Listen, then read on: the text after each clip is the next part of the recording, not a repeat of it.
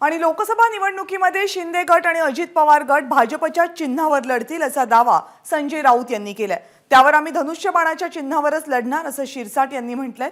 खासदार सुप्रिया सुळेंनी सुद्धा या वादात उडी घेतली। कोण कुठली जागा लढवणार हे सध्या आईस म्हणजे इन्कम टॅक्स, ईडी आणि सीबीआय ठरवत असल्याचं सुप्रिया सुळे यांनी म्हटलंय। त्यांना कमळाबाईच्या पदराखाली जावंच लागेल, त्यांच्याकडे दुसरा पर्याय नाही।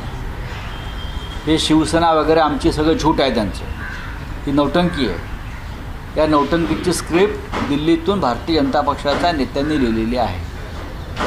पण हा सिनेमा आता पडेल, जानेवारीच्या पहिल्या आठवड्यापर्यंत हा सिनेमा पूर्णपणे कोसळेल।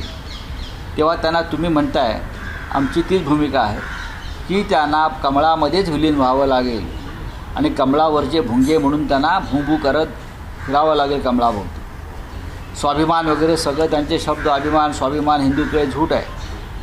अजित पवारांचा गट असेल किंवा एकनाथ मिंधेंचा गट असेल, त्यांना भारतीय जनता पक्षाशिवाय चरणाशी बसल्याशिवाय दुसरा पर्याय नाही। आम्ही शिवसेना भाजप म्हणून लढणार आहोत। आम्ही धनुष्यबाणावर लढणार आहोत आणि भाजपचे कमळ या चिन्हावर लढणार आहेत। याच्यामध्ये कोणताही फरक होणार नाही आणि हे अत्यंत मजबूतीने, ताकदीने ही निवडणूक लढवल्या जाईल एवढं मात्र निश्चित। आजकाल हे कोणी ठरवत नाही हो, हे आईस ठरवतं। आईस म्हणजे इन्कम टॅक्स, सीबीआय आणि ईडी।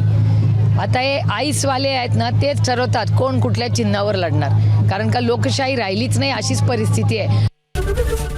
एबीपी माझा, उघडा डोळे बघा नीट।